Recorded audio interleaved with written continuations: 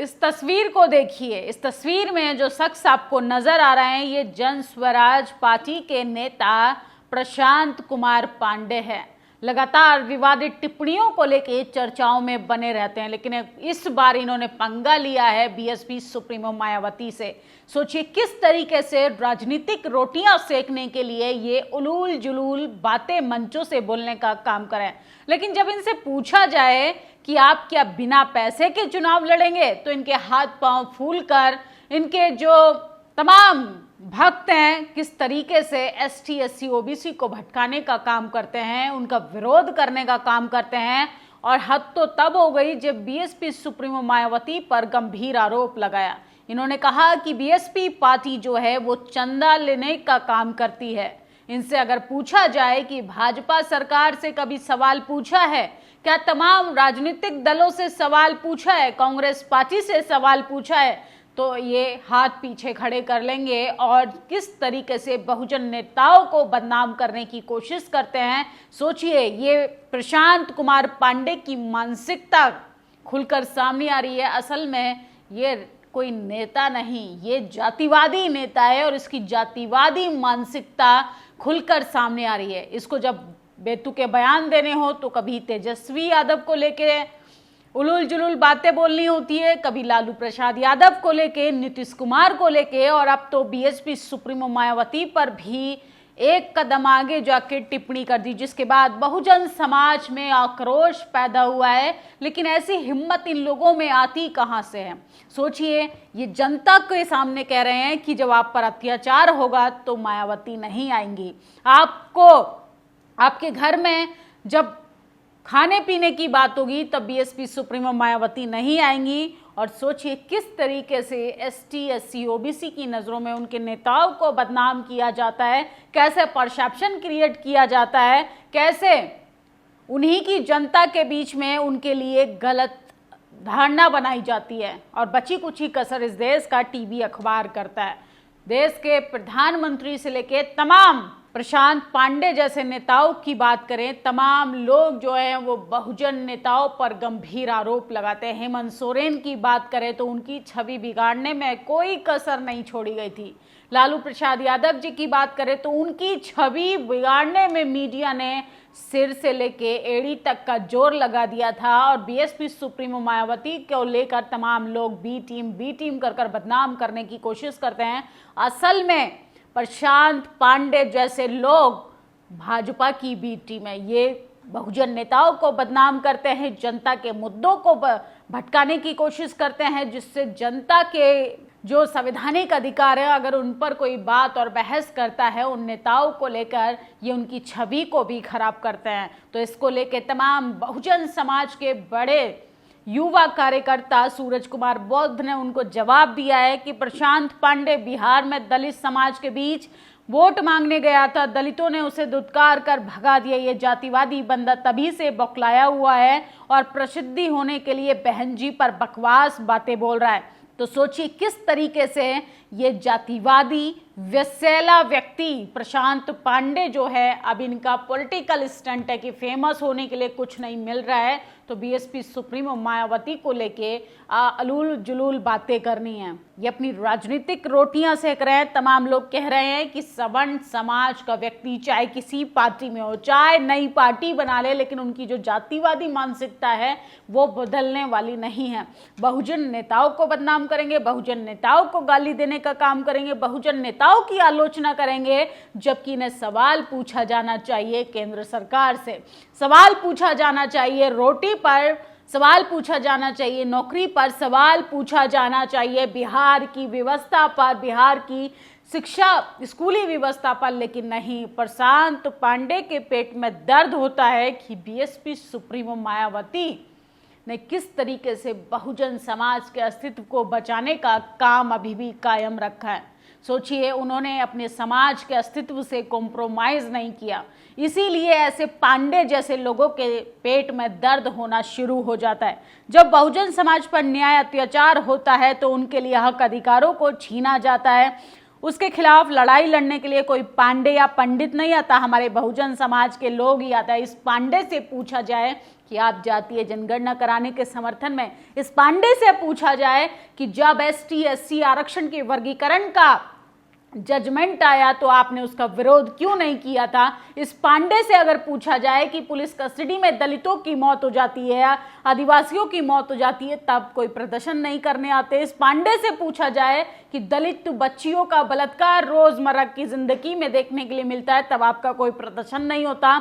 और सोचिए किस तरीके से बिहार की व्यवस्था की बात करें, वहां पर दलित पिछड़ों की हालत अभी भी जानवरों से भी बदतर है। इस पर पांडे का मुंह नहीं खुलेगा, लेकिन पांडे को तो अपनी राजनीतिक रोटियां सेकनी है और अपने आप को मीडिया में किस तरीके से हाईलाइट करना है ये सवर्ण समाज के लोग बखूबी जानते हैं कि बहुजन नेताओं को बदनाम करो।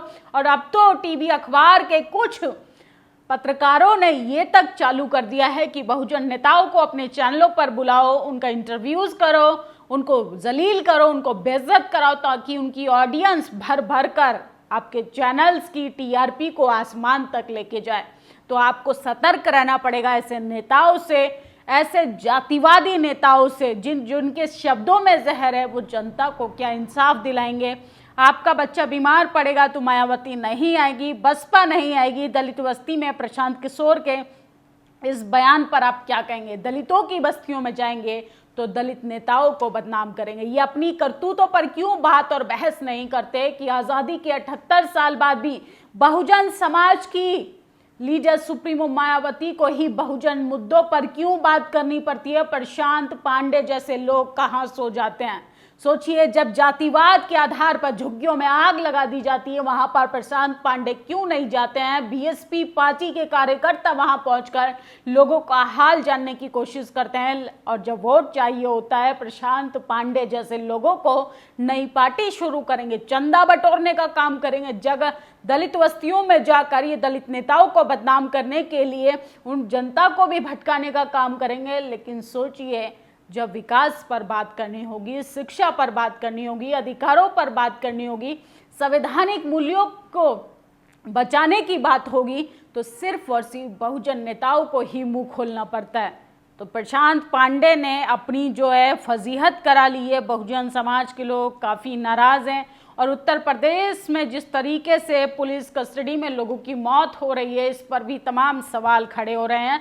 अखिलेश यादव ने ट्वीट किया है, उत्तर प्रदेश की राजधानी में पिछले 16 दिनों से पुलिस हिरासत में मौत हत्या पड़ा जाए पर दूसरा समाचार मिला, नाम बदलने में माहिर सरकार। अब पुलिस हिरासत का नाम बदलकर अत्याचार गृह रख देना चाहिए। पीड़ित परिवार की हर मांग पूरी की जाए, हम उनके साथ है। तो सोचिए पुलिस कस्टडी में एक सवर्ण समाज के व्यक्ति की मौत हो जाती है।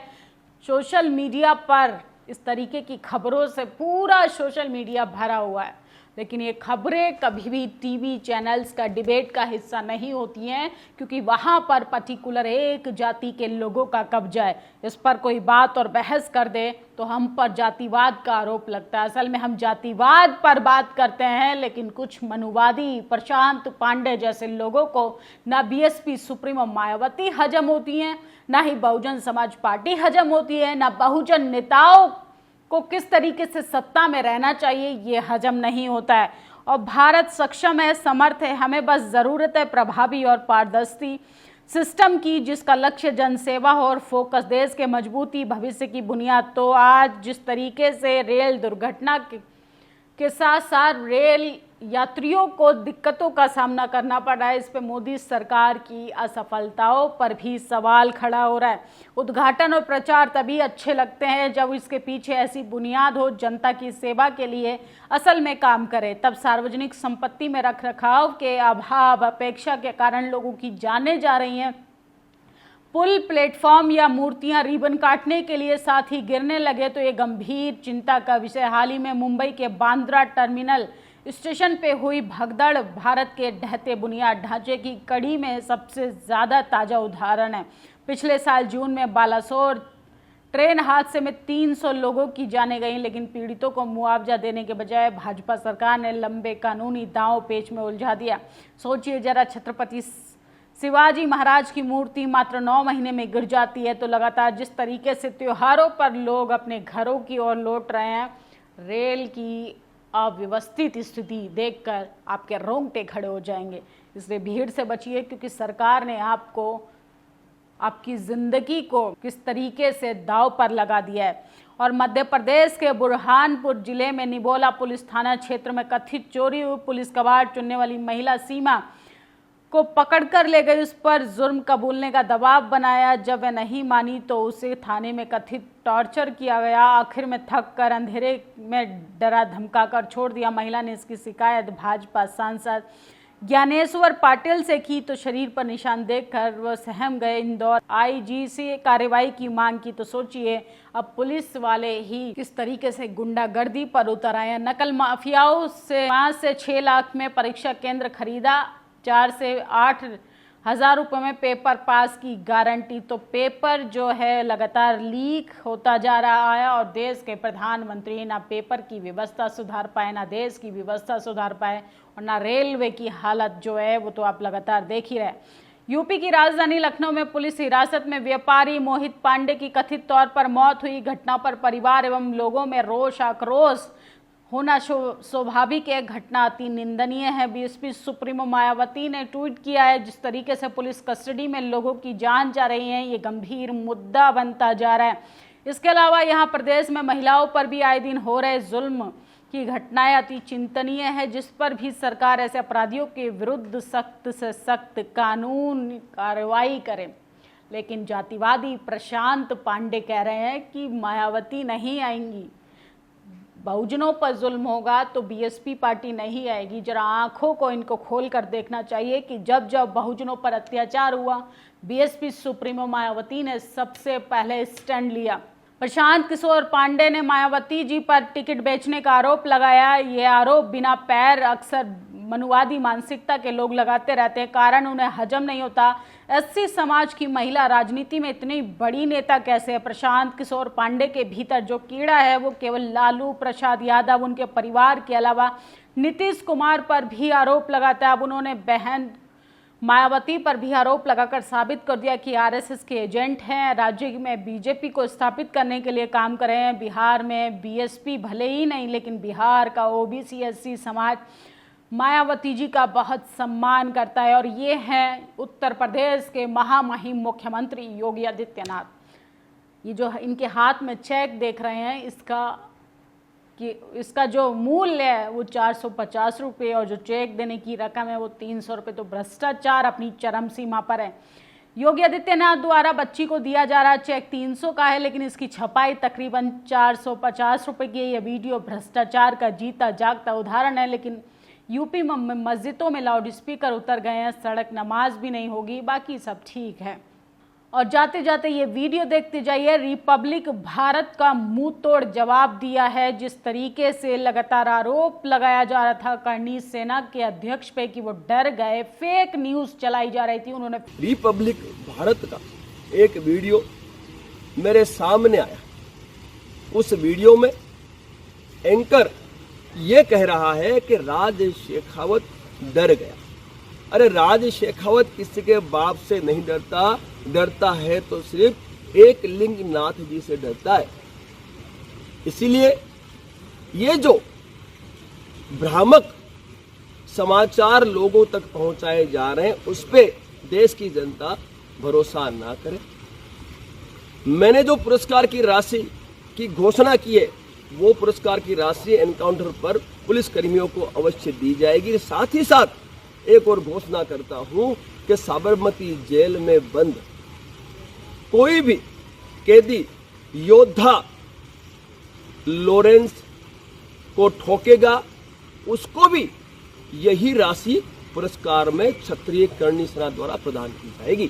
फिर एक बार आकर सोशल मीडिया पर फिर से लॉरेंस बिश्नोई को चैलेंज किया है और देश की जातिवादी मनुवादी टीवी को एक्सपोज कर दिया है। तो उससे अंदाजा लगाइए कि देश किस ओर जा रहा है। और सबसे बड़ी खबर है, प्रशांत कुमार पांडे फिर से टीआरपी के चक्कर में, फेमस होने के चक्कर में बीएसपी सुप्रीमो मायावती पर उलूल जुलूल बातें बोल रहे हैं, अनगल बातें बोल रहे हैं। ऐसे नेताओं को एक्सपोज करना बेहद ज़रूरी है। इस खबर पर आप लोग अपनी प्रतिक्रिया ज़रूर दीजिए। शुक्रिया।